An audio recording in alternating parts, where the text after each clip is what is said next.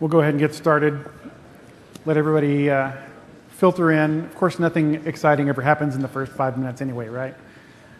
So, my name's Robert. This is Robbie.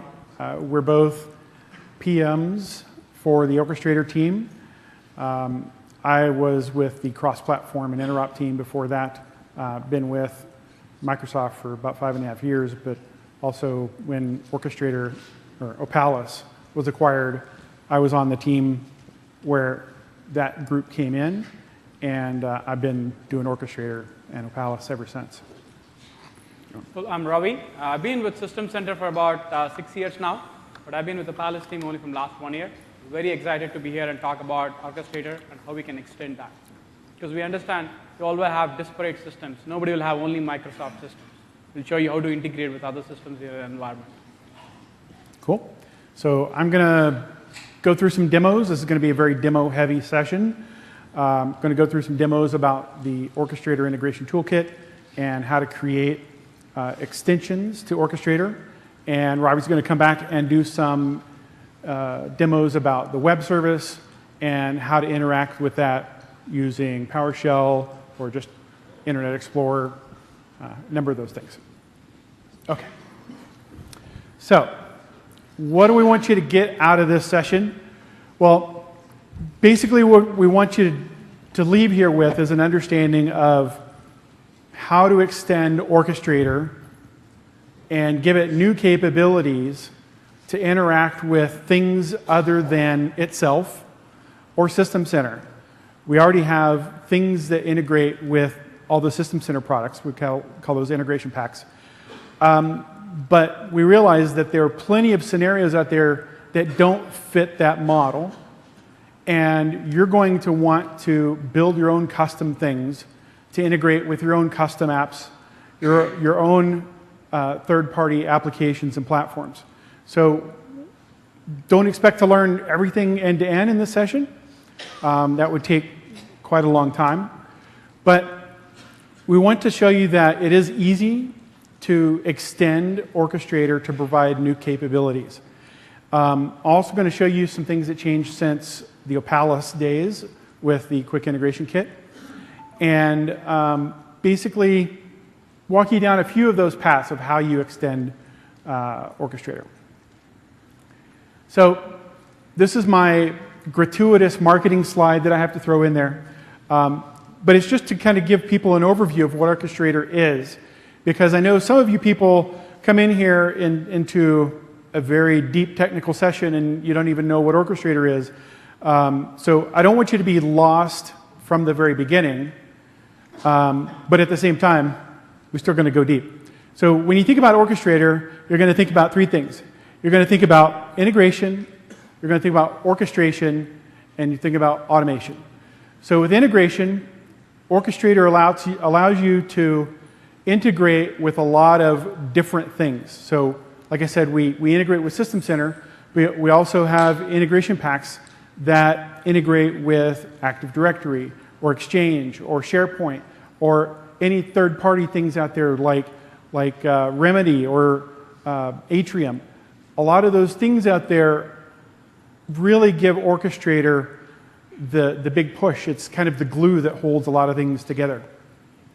In terms of orchestration, once you've got these integration packs and you can tie these different systems together, you can now orchestrate processes across those different systems. And you can cross a bunch of different silos of the organization. So instead of having to pass things off into a separate process that's a black box in your organization, you can create a workflow that spans across a bunch of different organizations and a bunch of different platforms and have an end-to-end process that everybody can understand. And automation is the key here for reusing things over and over so that you don't have a lot of manual interaction that doesn't need to be there. With automation, you can increase the speed at which you get things delivered in your organization by orders of magnitude. If you go to tomorrow's session around Orchestrator and Config Manager with General Mills, they'll show you some pretty cool things about how they are in their organization taking Orchestrator and increasing the speed at which they deliver things. Okay, gratuitous marketing slide over. Extensibility in Orchestrator comes in many different ways. First of all, we have what we call these standard activities. In Opalis, we call them the foundation objects. But basically, what you have is a number of different built-in activities that you can use across a number of different scenarios. They are very flexible. They are agnostic in terms of what you use them on. Some of them are for Linux and Unix, like the run SSH command. But very, very many of them can be reused across a number of different scenarios. And when we talk about these activities, that's kind of the building blocks of everything that we do in Orchestrator. Orchestrator also has a REST-based web service. And Robbie's going to demo this to you a little bit later. But this web service allows you to interact with Orchestrator itself. So you can interact via the web service to start and stop jobs, to get statistics. You can even view the runbook diagram from the web service. A lot of people are using this web service to create additional front ends that they can then automatically create new jobs, run runbooks, for example, based on parameters that are done through some other thing like Service Manager, for example. We have, like I said, the System Center integration packs. We have IPs for all of the other System Center products, both the previous versions and the 2012 versions. We also have a bunch of third-party integration packs. So we have, like I said, we have BMC Remedy, Atrium, VMware, a bunch of other ones, plus some that are out on Codeplex that our community creates. And those go even further. So we have things that go further than our own configuration manager integration pack, for example. We have SharePoint, we have Exchange, we have additional PowerShell IPs. I would say go out and check out Codeplex for sure for a lot of those IPs. Finally, the Orchestrator Integration Toolkit, which I'm going to focus on, is what's going to provide you with the ability to create your own integration packs, create your own unique activities, either a command line or you can write code to the SDK. It's as flexible as you want it to be, and it's as deep or as simple as you want it to be. So take me, the typical admin. I look really good there, don't I? It was me before I grew this, right? So typical admin, on any given day, he's going to have lots of new package and program requests. He's going to have servers that he needs to deploy. He just got in. He's got them racked up. He's got to go deploy those. He's got new alerts that just appeared in Ops Manager. And it's Patch Tuesday, so he's got to send updates out. At the same time, he doesn't want to be there all day. He needs to impress his boss so he can go to MMS. And at the end of the day, he wants to go home and watch American Idol, right? He doesn't want to sit there in the office all day being the bottleneck for everything that goes through that organization. He doesn't want to be the one responsible for routing all of those requests for things to happen. So what does he need to do? Well, if you're the typical admin that I know, you've got a huge library of scripts, either VB script or PowerShell, whatever. You've got network shares full of scripts, right? The thing that I love about Orchestrator is that you can take those scripts and then plug them into a visual interface. So you can plug them into Orchestrator and create workflows out of them that now become reusable components outside of just being a script that somebody has to go run. When you're the admin, you get the email that you need to go create package and program, so you go out there and you run that script, you type in all the parameters, and you make it happen. Well, if you could pass that off to somebody else, so they enter the parameters and it automatically goes and creates a package and program for them, that takes you out of the loop. So you know you are no longer the bottleneck. So I'm going to demo this process of creating a package and a program using several different techniques within Orchestrator extensibility. And the reason I use package and program, I know that Config Manager 2012 is a really awesome new application model, but there's still a lot of legacy programs out there, and there's still a lot of requests for new packages and programs that are not applications.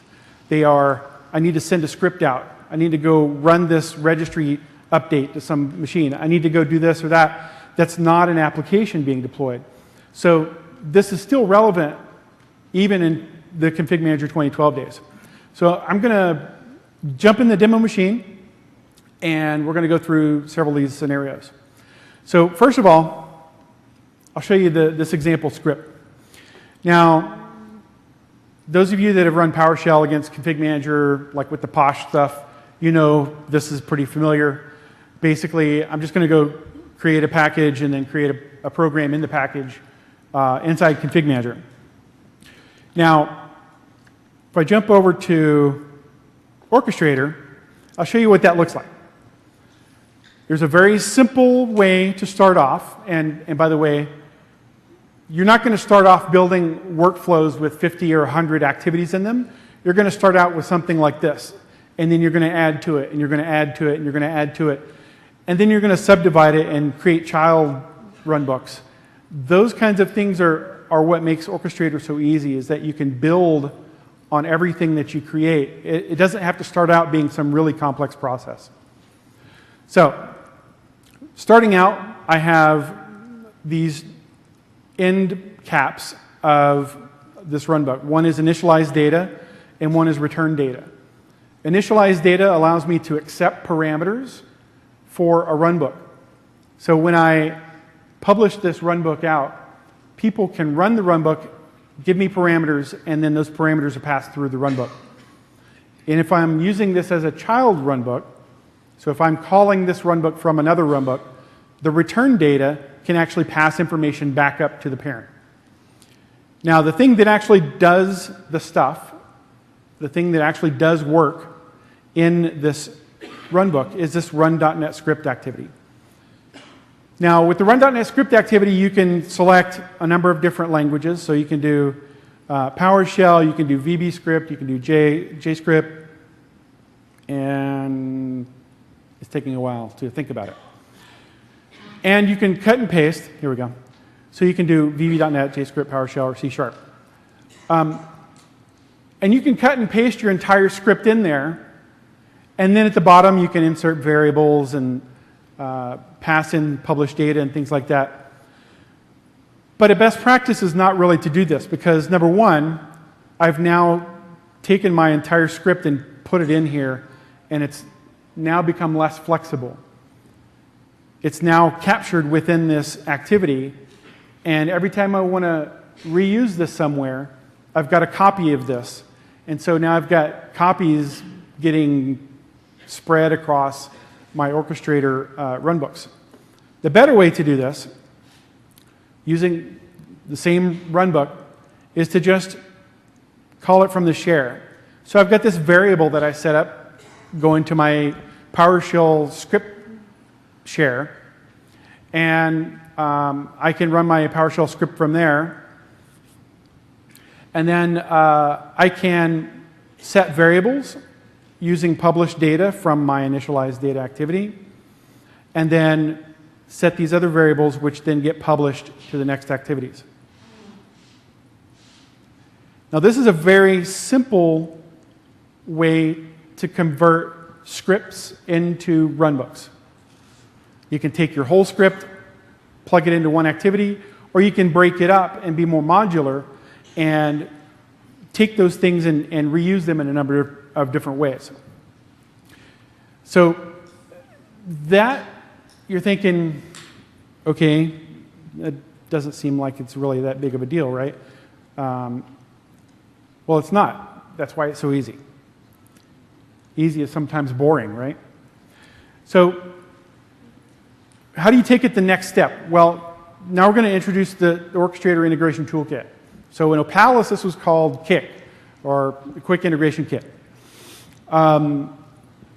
We thought about calling it the Orchestrator integration kit, but then thought it might be like OINC or something. That might not be a very good acronym. So it has the same things as it has before, sort of. So we have the command line activity wizard, which you basically can create new activities using simple command lines, and that's either like a run program, run a PowerShell script, or run SSH commands. We have the integration pack wizard. By the way, these are both wizards, but the integration pack wizard will allow you to package up your activities created either from the command line wizard or from SDK code. You can package up those activities into an integration pack. And then the toolkit also contains its own integration pack, which contains a couple of activities which allow you to test out your custom activities without having to create an integration pack every time. So we'll go through that real quick. Whoop, one too many. Okay. The next step here is we're going to create this right here. Now, you see I still have the two ends of the runbook, initialize data and return data, but now I have these two invoke.net activities. I mean, right now they look kind of like the same thing. You don't really understand what they do. But if you take out the commands here and go to the command line wizard,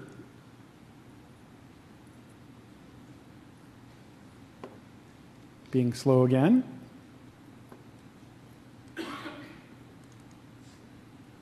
There we go.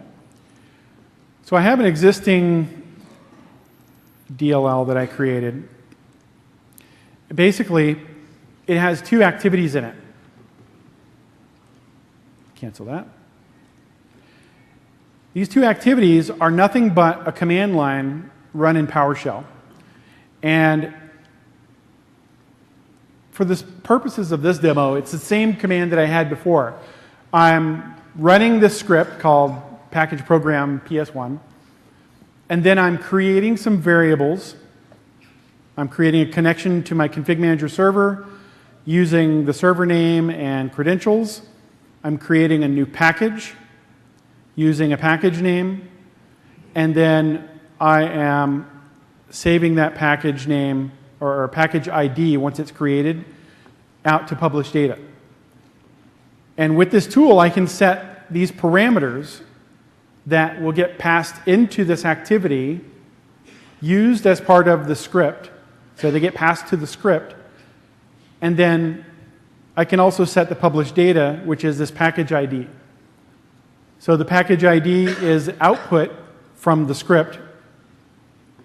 And if I look back in my console, now I can see what this looks like.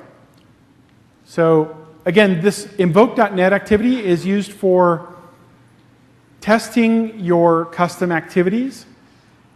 I wouldn't say it's a really good way of distributing your activities. It's really just for testing. But it allows you to test these things out over and over and make your changes without having to create an IP every single time you need to do it. So what does it look like? First of all, I pull in the assembly. So this is the DLL that the wizard created for me. I pull in this create package activity.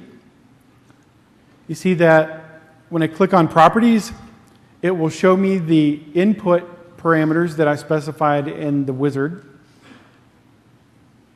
There we go.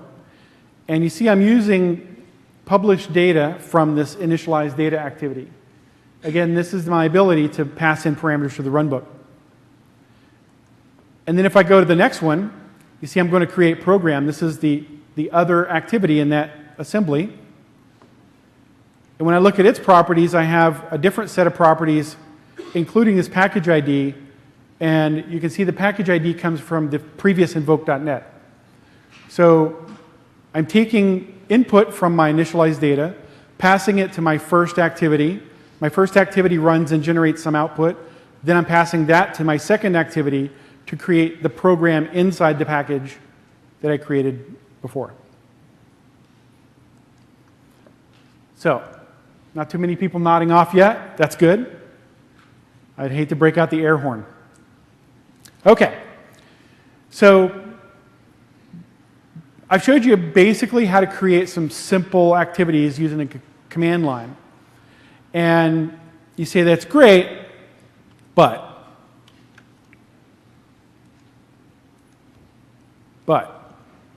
Yeah. So the invoke.net allows you to run Orchestrator compatible DLLs, and that's created with the command line wizard or created through the SDK. So if you write custom code, you can write to the SDK. And the monitor.net activity, which I didn't show you, but that's just like the invoke.net, but allows you to run monitors. So if you write a monitor through the SDK, you can use the monitor.net activity to run that. You say, okay, I really want to impress my coworkers and my boss by this really cool looking IP with custom icons and an installer, and I just want to be a really cool guy at work, right? I also want to have my own Codeplex project like Ryan. I doubt that you'll catch up to him. I want to put some stuff on TechNet Gallery, and maybe I want to make some money on the side. Who knows? That's when you start thinking about a custom IP. And how do you create a custom IP? That's through the IP wizard. So, going back to the console here. Let's cancel out of this real quick.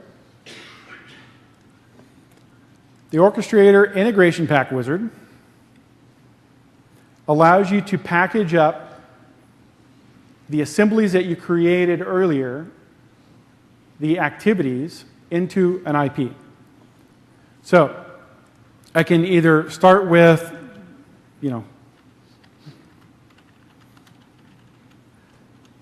start with a blank slate and call it cool stuff. And I can even modify the icons that I need, so I can, say I want that icon. And I want to add activities. And sort of similar to the run.net script activity, or sorry, the invoke.net activity, you see that we have this library, so we're going to load the DLL. And then once it loads, we're going to pull in the activity name. VM's being kind of slow today. So we're going to create package. You see it automatically creates a title for it. I'm going to give it a new icon. It's like, okay, we're going to put it right there. And we're going to do the same thing. We're going to say create program. Going to give it a new icon. Hey, we'll give it the PowerShell one. What the heck? And click next. So now I have the ability to package in other stuff. So if I have a help file, if I have my script files, if I have other assemblies that I need to add to this IP so that they're packaged with it and get deployed with it, I can do that here. And I just click add. I'm going to say, okay, here's the script I need to run as part of my activities. I'm going to package that up, and I'm going to create a new IP.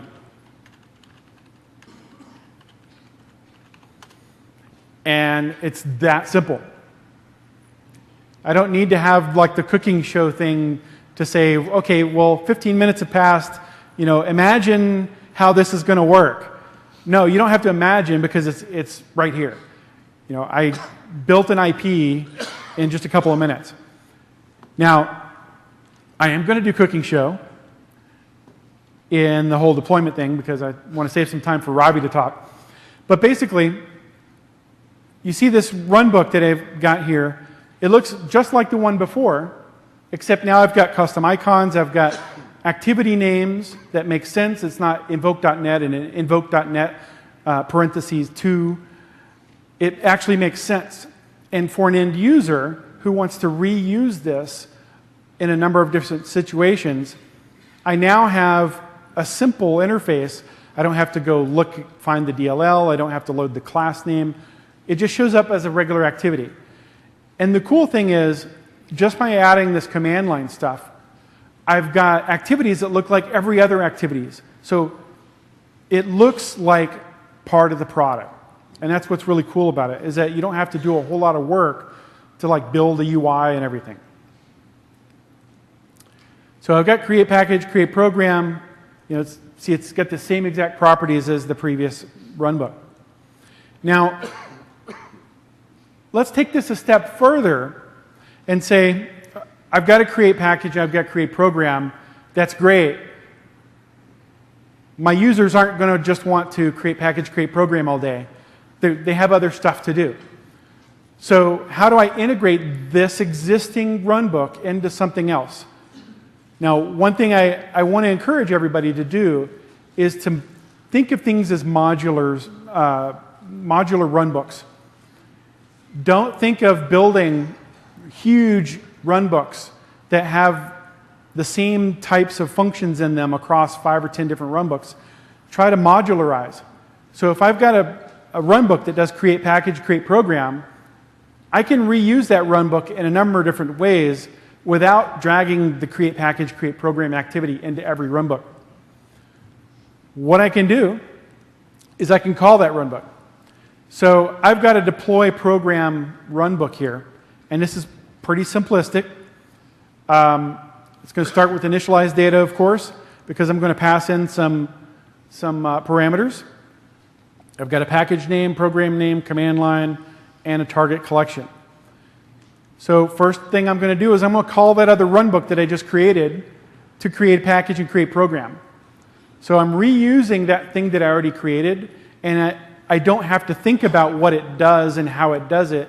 I just know that it needs these parameters, and then I get a package ID back out of it. Then I use the collection membership from the input parameters. So the initialized data told me a collection ID to work with. So I'm going to go update that membership, refresh the collection to make sure that all the members are there that should be there. Then I'm going to use the deploy program activity from the configuration manager IP. And you can, if you're using config manager 07, you can use the config man 07 IP. If you're using 12, you can use the 12 IP. We will then get the collection members, refresh all the clients, so we can actually go touch all the clients and say, update your policy information. So long-standing request from customers of the big red button or big green button, whatever you want to call it, to go force all these clients to go refresh their policy cache. Now, one word of warning about this is that it works great in a data center when you want things to happen right now and you have a limited number of machines, say 100, 200 machines. I would strongly recommend against using perform client action on a collection of 100,000 clients. Interesting. Woodpeckers. Not only are you going to cause a huge network flood of clients checking in, at some point it will saturate the server and then they'll have to drop off and try again and drop off and try again. So it's really not worth it. It's better if you have like a 20-minute check-in just to wait for that to happen. Now this junction activity is an interesting thing because basically it allows me to wait for all of these client things to happen and then rejoin the main process. Now what I've done here with this deploy program is I have deployed this packaging program to a collection, but then I get the collection members, and now I have potentially 100 different instances of this workflow running against these clients. Now I don't want to go do my next pieces of the workflow against 100 individual machines. I want to wait for all that to finish and then do it again against the collection. So that kind of coalesces everything back into one stream of work. And I do that when I do the get deployment status, because now I can say, thank you. You can say get deployment status of this collection and then loop it and wait for return values that are either successful or not successful, and then branch off and do other things based on that. Now, this again is very simplistic. In the real world, you're going to have some error checking in here. You're going to maybe branch off and do some alerting. If something goes wrong, you want to send an alert to somebody. But you can see how you can create an IP. You can add that to a runbook, and then you can reuse runbooks over and over to create a scalable system. Okay. So through custom IPs, you can create this package solution that looks like any other professional IP. In fact, the Data Protection Manager and Virtual Machine Manager IPs are created using the Toolkit. Through the same SDK that you guys have access to. There's nothing proprietary or nothing hidden about those things. It's all through the same stuff. So that's really cool. The command line activity wizard allows you to create really simple activities using PowerShell or running a script, VB, or running a command line. Or you can write C#, any .NET code, and create your own custom activities that way using the SDK. The SDK, no longer included in the Opalis, as the Opalis Quick Integration Kit did, is no longer included in the Toolkit because we publish it on MSDN. So the full docs are available on MSDN. The sample activities are available on Codeplex, orchestrator.codeplex.com. Make sure you don't go to opalis.codeplex.com because those things there are not compatible with Orchestrator. Also, while you're on Codeplex, be sure to just type Orchestrator. You'll find lots of other cool integration packs that are out there. With the samples, basically all you have to do is compile and then use the DLL as invoke.NET activity, or you can compile it using the IP wizard. Now, to talk about the Orchestrator web service and PowerShell using REST and all that really, really cool stuff is Ravi. I'll be back. Okay, thank you, Robert. So till now, Robert has shown us how to extend Orchestrator using OIT, Orchestrator Integrated Toolkit, or custom activities. Let's talk about Orchestrator Web Service. For the next 20 minutes, or 25 minutes, I'll talk about what is this Orchestrator Web Service, what does it really enable us so that you can do some actions and some automation, and how do I invoke it, followed by a couple of demos where I'll actually show the things. A couple of logistic things before I get started. Before the session started, I was talking to some of you, and as I understand from most of the folks whom I spoke to, majority of them are fairly new or fairly have familiarity with Opalis or Orchestrator, but no one has actually really extended the service or played with web services or toolkits. There are a few people who just started integrating or extending that, but no one has a familiarity with Orchestrator Web Service. You know the general web service, what's available, but no one knows about this. So I'll keep this at a high level, focusing on the value prop, the example application, what we built, and some of the examples, rather than going deep dive into the code. However, I have my laptop, I've got all the code here. Another thing is, this is the last session for this room in this day, so I'm happy to stay back to answer all your questions. Okay, let's get started. What does it really enable? So one of the big goals we had when we were designing these web services was to enable easy automation of Orchestrator runtime from any application. When I say Orchestrator runtime, this web services exposes runtime resources like runbooks, which Robert showed, activities, jobs, instances, ability to start a runbook, stop a runbook, so you can automate your own scenarios leveraging this web service. Let me talk some of the examples which were built using this web service. If you're familiar with Orchestrator, you have seen the orchestration console, our own console, which is completely based on the web service. So anything, whatever you do on the console, can be done by using web services. I know our customers have built own Silverlight portals leveraging our web service. If you're familiar with Service Manager, one of the components of System Center family, they use this web service to tie in user runbooks and Orchestrator, the user workflows and Orchestrator runbooks. Other component is Unified Installer. they completely use this Orchestrator web service to automate all their installation scenarios. I was talking to some of our other partners, like SharePoint. They use our web service to actually do some of their service administration, where the users can go and request some service request changes. Under the covers, they're actually using the Orchestrator web service to start a runbook. For every task, there's a runbook. And I know other customers have built their own integration packs using this web service, so have inbuilt activities to start a job or start a job. Again, these are some examples, and we all know a REST-based web service on OData is a very familiar interface. So there's many potential scenarios where you could extend this and automate your scenarios, leveraging the web service. So enough of enablement, what is enables, let's talk what it needs. So to enhance your data center automation options, Orchestrator 2012 exposes a REST-based web service, which is based on OData. And this gives you programmatic access to runbooks, jobs, instances, activities, active instance data, and also ability to start a runbook and stop a runbook. Some of the things you cannot do are, you cannot author a runbook, you cannot import your runbooks, or you cannot import your integration packs. It not only exposes the resources, but also exposes the relationships, associations, so that you can understand the underlying structure. For example, when I query for runbooks, I also get what activity it has, what parameters it has, what diagram, the runbook diagram, what folder it is, what runbook server it's running.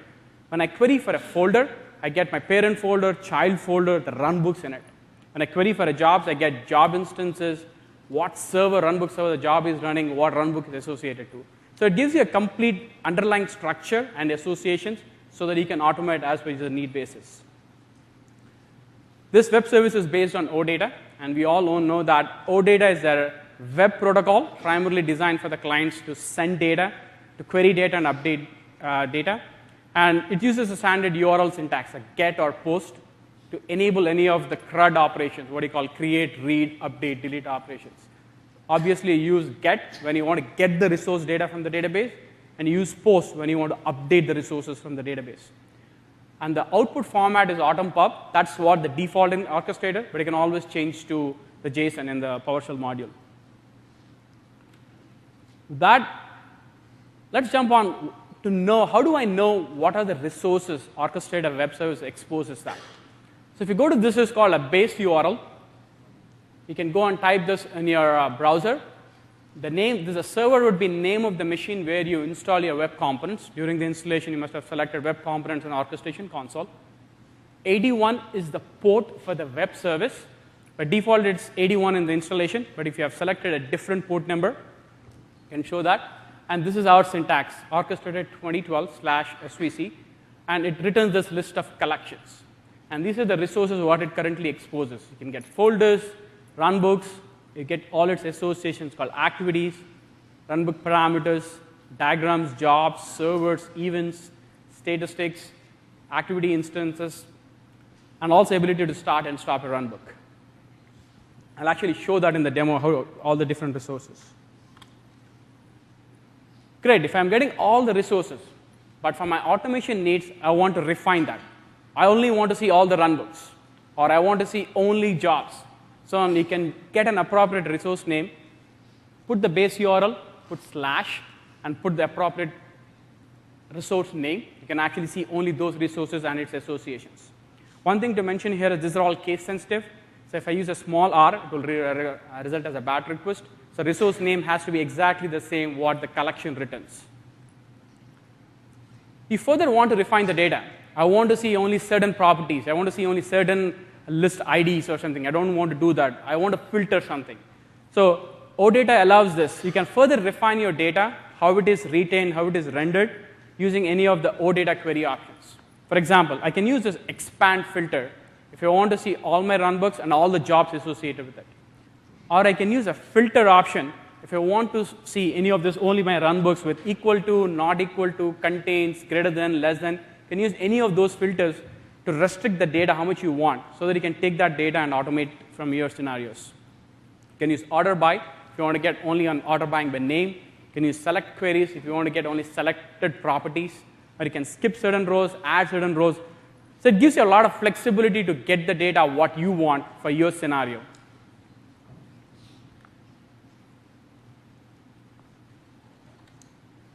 Okay, so till now we talked about what is this web service, what the different resources it enables. The next question is, how do I invoke this? Well, there are multiple ways to invoke this. If you go to odata.org, you can see the client libraries. And you can use any of the client libraries to actually access the web service. You can use a simple browser to access the thing, or you can use a Silverlight application. Sorry for the break, music break in between. So our example was a web console.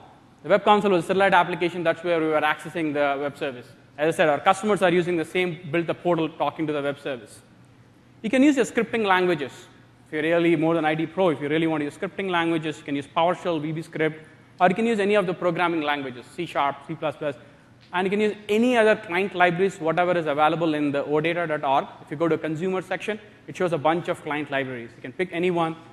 In my example demo, I'll show you one of the examples. With that, enough of me talking. I'll jump on to the demos. So in this demo, I'll show three things. First thing, I'll show a couple of applications which are built using a web service or they are using web service. Second thing, I'll show how to access web service resources using the browser. And third one, I'll show some of the query options I've shown, how to run that, how to get that data.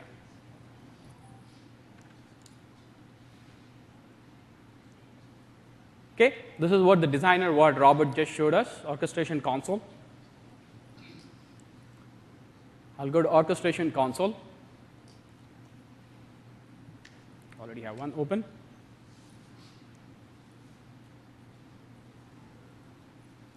So this is the orchestration console, which is a Silverlight portal. And anything, whatever you can do in the console can be done using web services programmatically. For example, when I go to my runbooks, I can see a summary of runbooks, which is the statistics resource in the web service resource. For every runbook, we have some context-sensitive actions like start a runbook, stop a runbook. And you can view the jobs, definition, the stuff. If you go to jobs, you can see context-sensitive actions related to the job. You can see even the parent-level things. You can see the runbooks, events. So everything, whatever you can do here, can be done programmatically using a web service. So I couldn't connect to the internet, but just before this demo, I went to odata.org, and I downloaded one of the applications. It's called OData Explorer. All it was a two-step thing. I downloaded it, then I put my base URL, and I could see all my runbooks, or runbook parameters, any of this, my resources. I could also see the associations, what it has, if it comes up. For example, if I'm at the folders, I can see my parent folders, subfolders, and the runbooks. When I'm in the runbooks, you can actually see any of this stuff, activities, jobs, instances, the folder ID, and everything. So these are some of examples which we are using a web service. So these two are great when you want to look the data and when you want to understand the data. But if you want to automate against the resource data, obviously you have to understand the underlying structure. And this doesn't give you underlying structure. So one way to get that is, if you go to the browser, I'll use the base URL. I'll show this. As you can see, I put localhost because I've installed my web components locally. And I put the default port 81. And I've used the base URL, which I showed you in the previous screen. And these are the different collections it actually exposes. You got folders, runbooks, everything I was showing earlier. These are the different things what it exposes.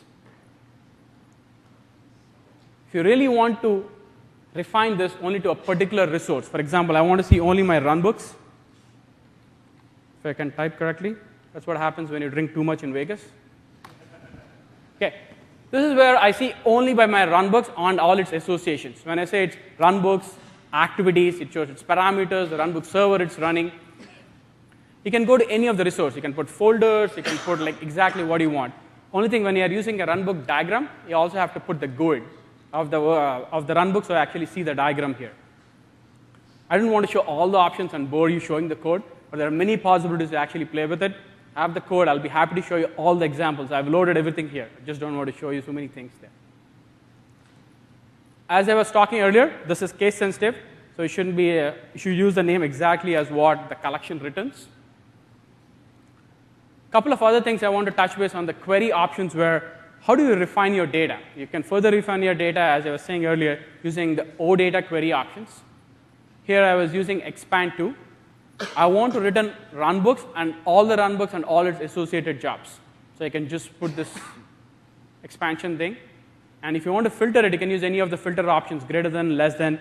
Again, all these options are documented in our documentation, which is available in MSDN. So you don't have to know exactly what option. I have to remember this. It also shows the different query options OData supports. For every option, it shows the syntax how to use it. And you can also combine multiple things. You want to get all runbooks, all its jobs, plus I want to show only certain runbooks with name equals to. So you can combine multiple query options as with a different syntax. All these things is documented here. So those are the few things I want to touch base from a demo standpoint, showing the different apps using a web service. How do you access the resources using a base URL? And how can you further refine the data as per your needs so you can customize it?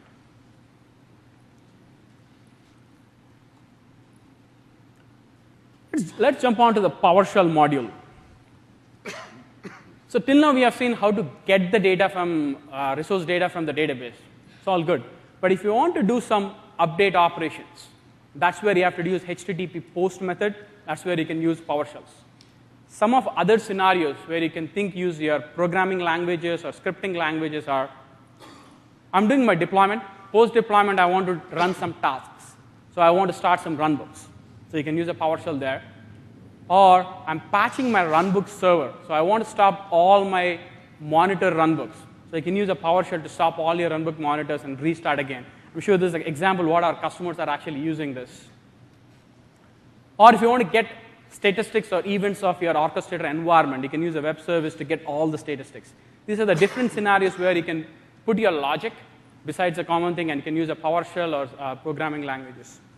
Other thing is you can go to your other management solutions, which you currently have in an environment, and you can write a PowerShell to go get the data from Orchestrator or other System Center component and use it in your environment. Again, these are many potential scenarios you could actually use in your environment. To help you get started, one of our colleagues, Chris Sanders, he is a PM for the web services. He's created some PowerShell modules, and these modules contain some commandlets or test scripts which help you to get started, how to integrate or automate using web services. It has got the functions called getting the collections, getting the jobs, running the runbook, getting instances, starting a job, stopping a job. This PowerShell module is available in CodePlex for download. And I know a lot of our partners and MVPs have written more blogs on how to access the web service resources using C# or C++. And if you go to our documentation in MSDN, for every resource, we have shown you how to get the resource using PowerShell or using C#.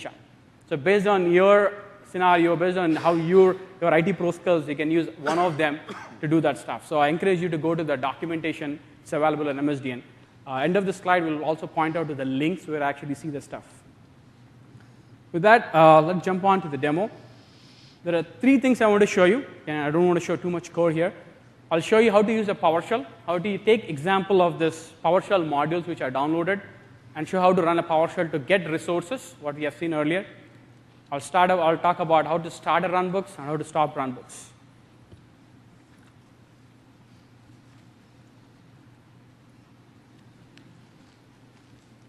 Okay, so this is my PowerShell ISE integrated script environment. All I've done is I've downloaded the PowerShell module, which is available in CodePlex, and I got all the test scripts. And this is where I'm going to actually run some of them. The first one I'm going to run is a get collection. So this is similar to what we have seen earlier, where I put the base URL and actually get the collection.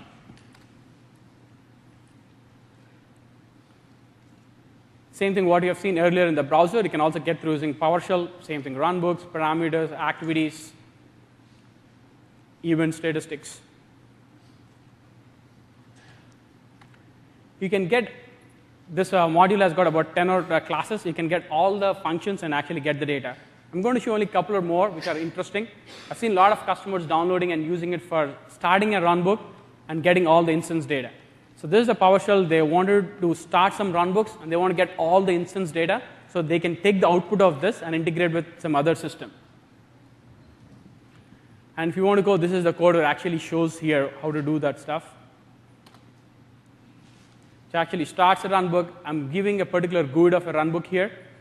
So it starts this particular runbook, and it gives you all the instance data, instance info, everything about that particular runbook.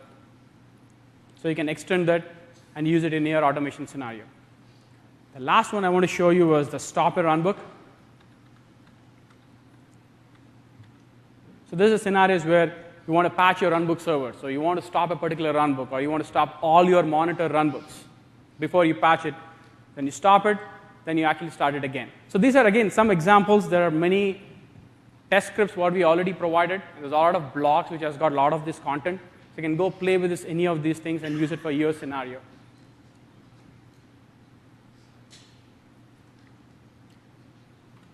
So these are the different resources I was talking about. You can go to our MSDN documentation. It shows a lot of examples. For every resource, we have put a specific example of using PowerShell or using C#. And these are the different, everything is a link. These are the different links where our partners, MVPs, customers have actually created some blocks showing different examples, how to invoke this, how to invoke using C++ or C#, different languages there. So that completes the details about the PowerShell web service. We'll talk about this. So in review, how do we extend Orchestrator? So there are many ways to extend Orchestrator. The first one is the flexible standard activities. Orchestrator comes with about 84 standard out-of-the-box activities. What we call them product agnostic activities. So there's a bunch of activities which can perform a variety of tasks in the variety of categories. There are categories in system category which can run some system commands. There are some monitoring activities. So I'll actually show that here. That's much better. I can actually show that. So these are the different activities I was talking about. We can have system category, which helps you monitor some system commands. There's some monitoring activities, which can monitor processes or system-related events. File management, ability to manage your files, and their utilities. You can also see there are integration packs, as Robert showed how to create an integration pack. There's an integration pack for all the System Center components. So out of the box, you just install it, and you can start integrating with all your System Center components. There's also other Microsoft IPs I don't think we have installed here. As Robert mentioned, there's TFS, there is Active Directory, there's SharePoint. There's also integration pack for third-party products like VMware, IBM Netcool, anything there.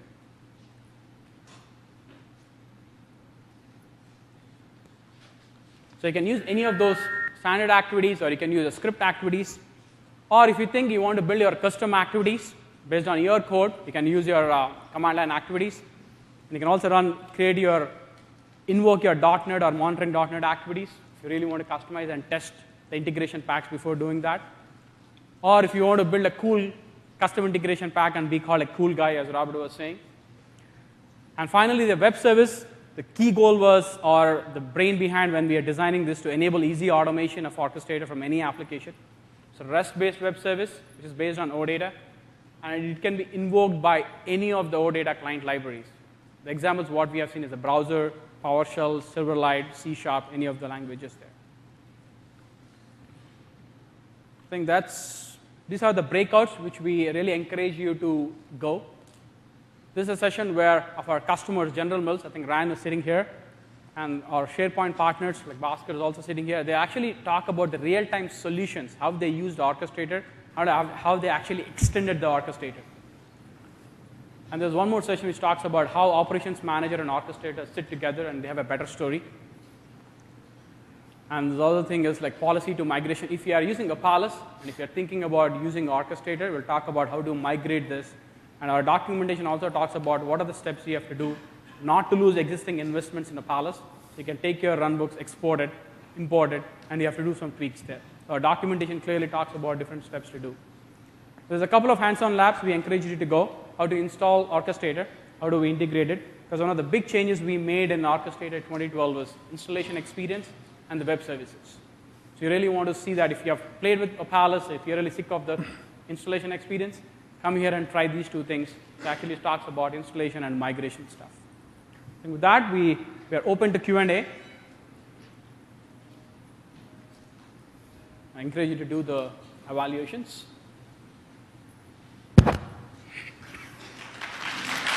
Thank you.